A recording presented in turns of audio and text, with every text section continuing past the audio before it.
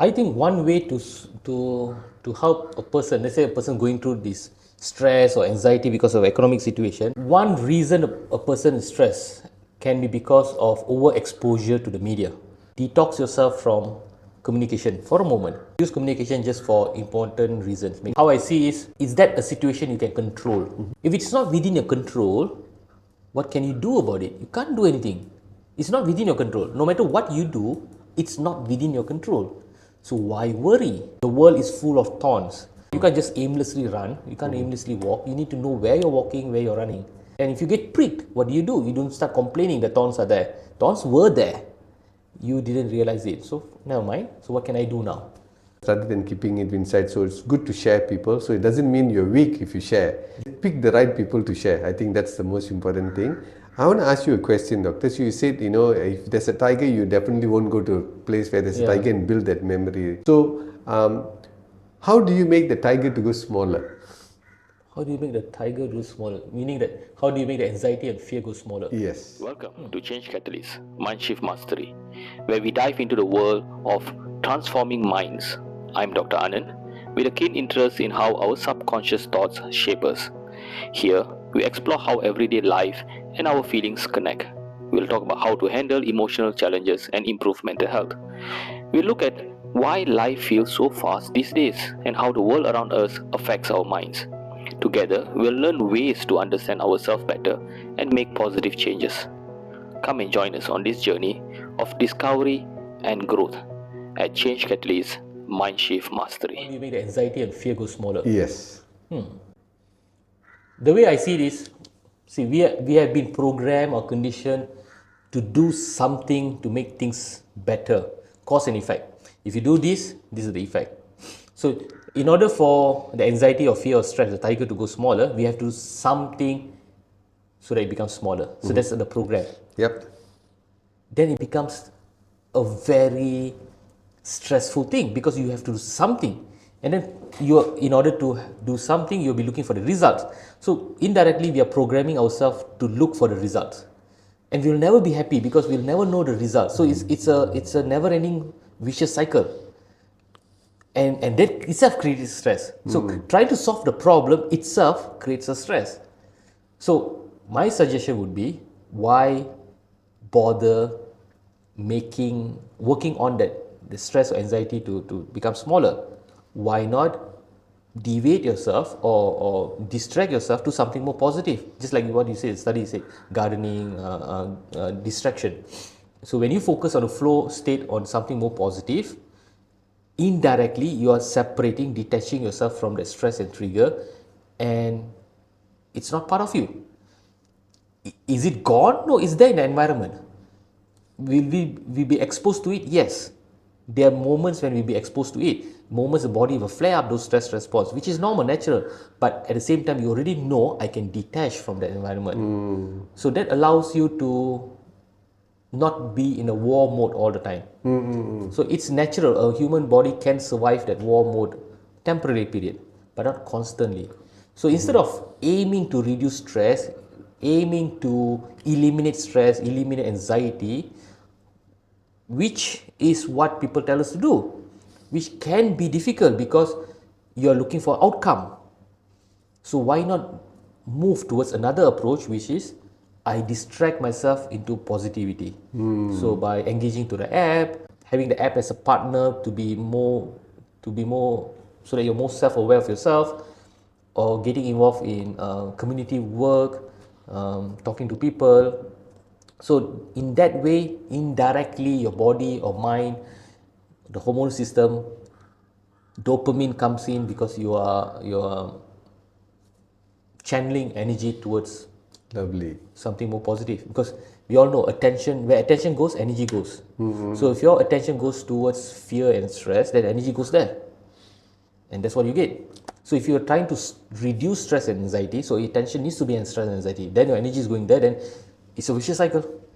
So why you want to go down that rabbit hole? Why not the other way around? Focus on positivity, pay attention on that, and positivity comes to you. That's amazing. So whatever you give attention, energy and focus, you get more of, right? Yeah. So I want to reduce anxiety. I want to reduce anxiety. I want to Correct. reduce anxiety. Yeah. So we're giving anxiety. So what you're saying is that why don't I look for, I want to do gardening. Let me do gardening. Let me Correct. do gardening. Let me go cycling. Let me go and talk to good people. Let me go and do this.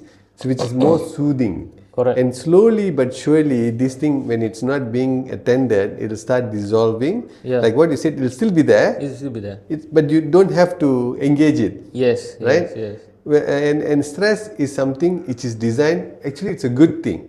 Yeah. Because otherwise we might just do some nonsense and we might kill ourselves. Correct. The way I see it, when the stress comes, handle it. Yeah. When it's not there, move away. Yeah. But when it comes there, you have to handle it. So you have Yeah. to handle it in a frame of mind where, all right, what can I do? Okay, it's now here. It's here. Yeah. All right, it's here now. I can't cheat myself. Yeah. So what can you do? Yeah. So someone might ask me, okay, now I've lost my job. I have nothing. So what positivity can I pay attention to? Yeah. It's tough, but you have children, you have kids, you have Yeah. wife, you have husband, Yeah. family with you. Yeah. So that's a positive thing to Yeah. look for. You're not alone in the battle. Yeah. So your worries, your fear needs to Yeah. be told to them, expressed to them, so that they can, all right, let's do this together instead of you doing this by yourself. But like I said, what if the person takes a step back and say, okay, fine, situation is bad. What opportunity can I build from this? Rather than thinking things are bad, how bad things going to be now? I think most of us are programmed by our environment. Now things are bad, things are going to become worse. And they tell us this bad news. So I think as a society, what we can do for others is just like what you said just now, give them a lending hand, opportunity. All right, now you're in a bad place. What opportunity can I give you? But that does not mean you have to keep giving opportunities.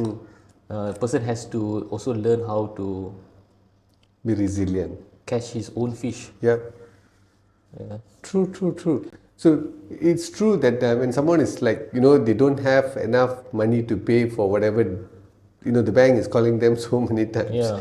And you have to pay. So I think in the past, people will be very compulsive. I think most of us are. When that thing comes, tiger pops up. Yeah. And because we always keep away from tiger, Yeah. tiger comes. So anxiety comes.